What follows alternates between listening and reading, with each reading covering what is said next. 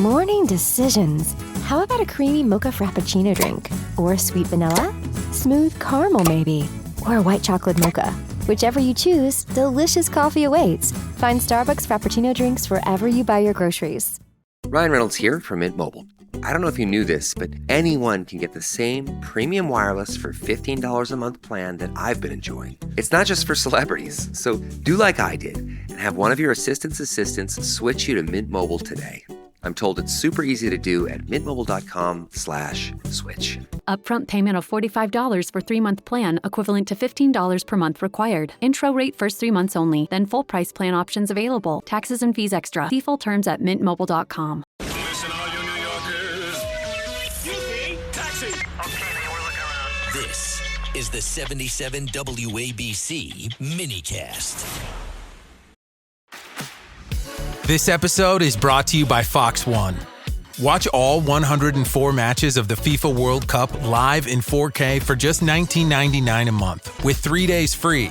Build your own multi-view, choose up to 3 streams, and follow player spotlights. Stay on top of every moment with live stats, highlights, and instant replays. The FIFA World Cup, streaming live on Fox One. Offers are subject to change. See fox.com for complete terms and conditions. This episode is brought to you by Google Health. Stop chasing someone else's definition of health. What matters is what's healthy for you. Google Health offers a new kind of coach built with Gemini for effortless tracking, sleep insights, and holistic coaching tailored to you. Visit googlestore.com to learn more and start a new relationship with your health. Requires Google account, Google Health app, internet, and Google Health premium subscription. Features subject to change. Availability and results vary. Not intended for medical purposes. Works independently of Gemini apps. Check responses for accuracy.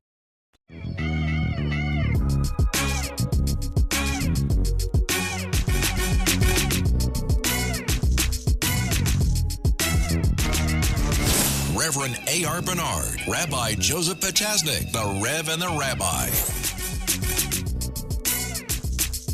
Welcome back. I'm Rabbi Joseph Potasnik. And I'm Reverend A.R. Bernard. And now, not only do we have the governor, who's doing his 5th program of the day, but we're joined by a very victorious comptroller of the state of New York, Thomas P. DiNapoli, who was a rout. He clearly won.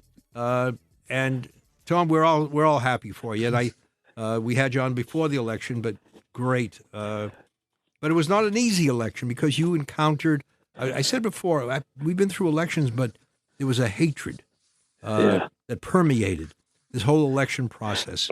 You faced nastier than usual. I've been through this many times, but this certainly was a different environment. It's always, it's strange. You kind of expect it, when you're up against the other side, but when it's coming from your own side, it's a whole different level of unpleasantness. Let's put it that way. Tom, was this people walking up to you on the street and saying things? Is that what it was?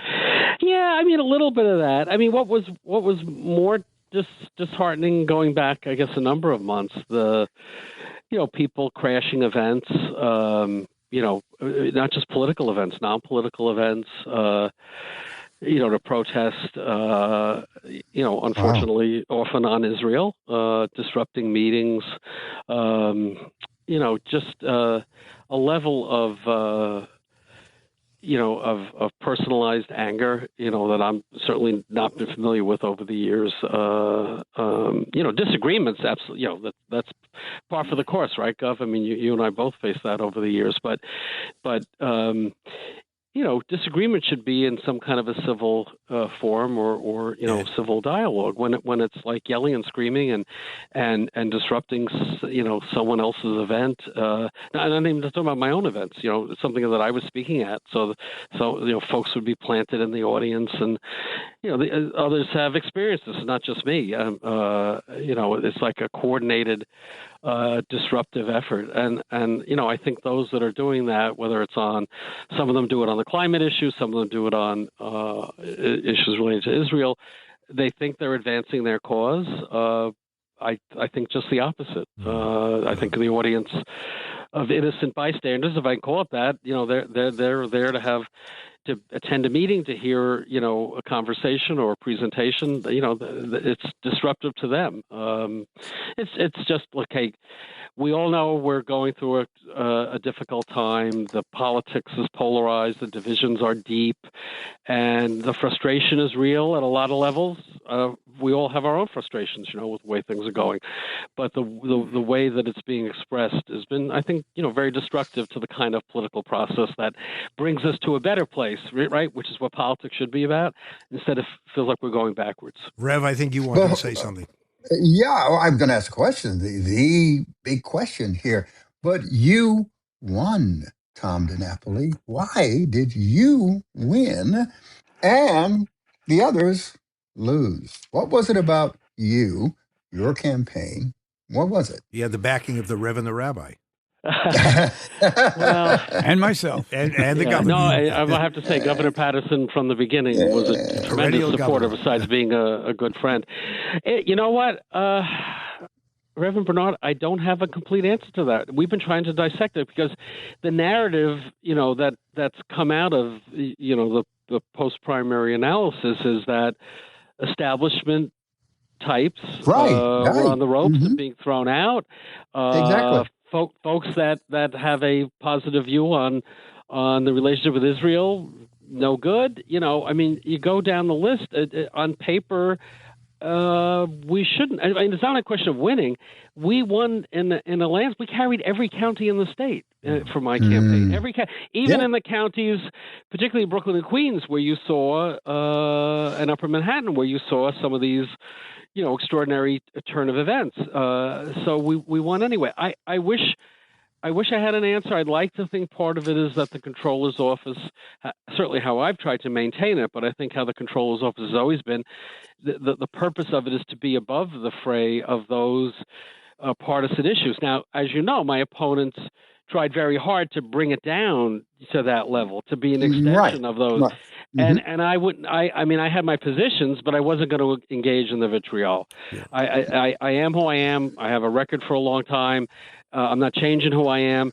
And so I tried very hard, as I always do, to keep the office above the fray, and I tried to keep the campaign above the pettiness that others were trying to bring down.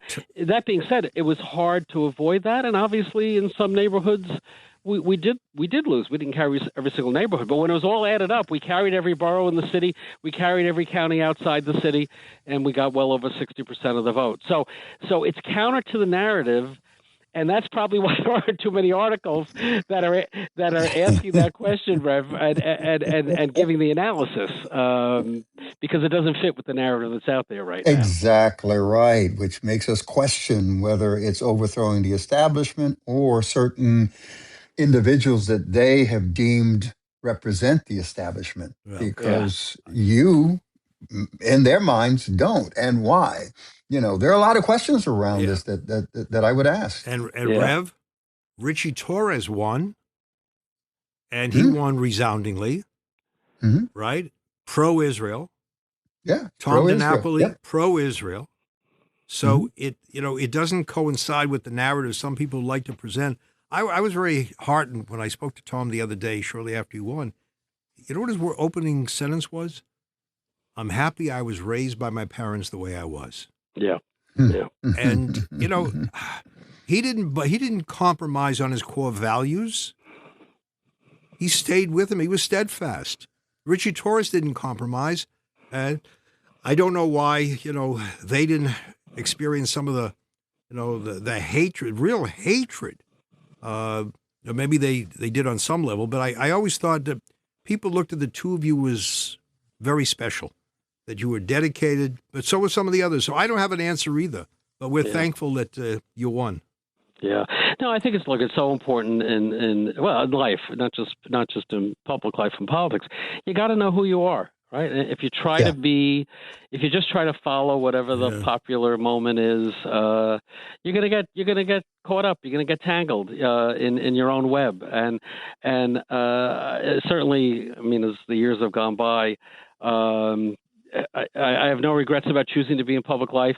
I don't think there were too many issues that I've ever changed my point of view on, but I've always just tried to be very direct and forthright. And if it doesn't work, right? If people don't want it, okay, fine.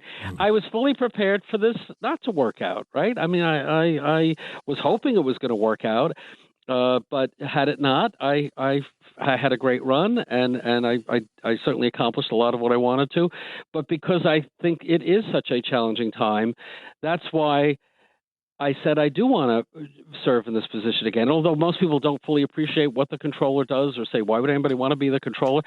It is such an important and fundamental job to the operations of state government, and I work with a dedicated group of professionals. That's why I really, in that debate we did, I took great exception to their criticizing the work of the office to the point that you can take pot shots at me as the candidate and the elected official, but they went too far. They were really criticizing the work of the 3,000 dedicated men and women who do the job every day, and I took umbrage with that. Right. But I love working with these folks. That's why I wanted to be in the position again. Well, Tom, in that debate, they went too far the minute they showed up. And one was a plagiarist. He used the opening sentence was "as a Jew." Another one who does that kind of pandering, right? Remember, I remember watching the debate. Oh no, here we go again. Struggling with weight loss? Prolon's 5-day fasting mimicking diet is a clinically developed nutrition program designed to promote fat loss while protecting lean body mass. Developed at USC's Longevity Institute, it assists the body in entering a fasting-like state that helps reset metabolism and target visceral fat. In just 5 days, Prolon offers a science-backed approach to weight loss without extreme restriction or guesswork. Get 20% off plus a $40 bonus gift when you subscribe at prolonlife.com/now. To kids, summer isn't just time off. It's time spent building confidence and curiosity. But when school meals pause, millions of kids lose access to the food they count on during the school year. As a neighbor-led network, Feeding America is deeply rooted in every community, ensuring summer meals continue nourishing growth and potential. Your support puts healthy food within reach, fueling the future for kids and their families. Give now at feedingamerica.org/summerhunger. Yeah. So wait, are we going to put on our prophetic hats and answer the bigger questions, the big political questions here? Is this just a temporary surge of progressive activism, primarily in urban districts, as a matter of fact, or is it a realignment of the Democratic Party, gentlemen? Well, I think first of all, I would. It's always tough with the labels, right? Because I would argue that there's been a progressive strain in New York politics, which frankly I identify with, and I'd like to think I've been a part of for a long time. I do too. So, yeah, I mean, I think what this is some of it's generational, but it's a step beyond what progressive usually has meant to be, and it's a much more I don't know, is militant the right word? It's a much more strident positioning. I don't know that it's a permanent. Look, let me say this at the risk of maybe being a bit too controversial. You got nothing to lose now, Tom. You won. Say whatever you want. This is the Reverend Rabbi show. The November election. Donald Trump upended and changed the Republican Party as we knew it. Right? My parents' Republican Party is not the Republican Party. It's a MAGA party. The reaction to Donald Trump has upended the Democratic Party as we have known it.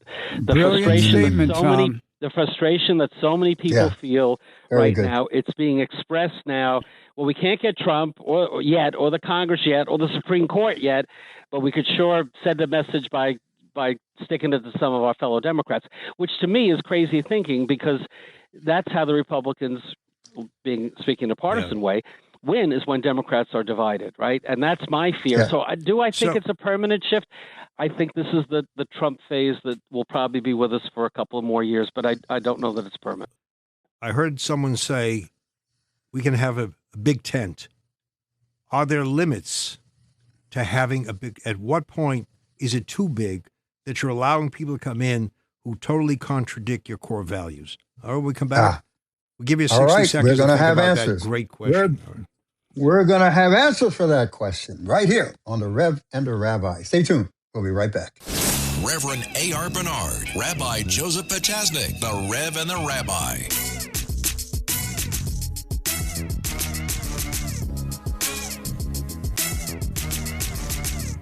Spotify, it's Jay Shetty. Are you one of those media strategy people? Scrolling through spreadsheets, searching for an audience that pays twice as much attention to your ads than they do on social? Let me introduce you to Fans. And they're here with me on Spotify. Trust me, I know Fans.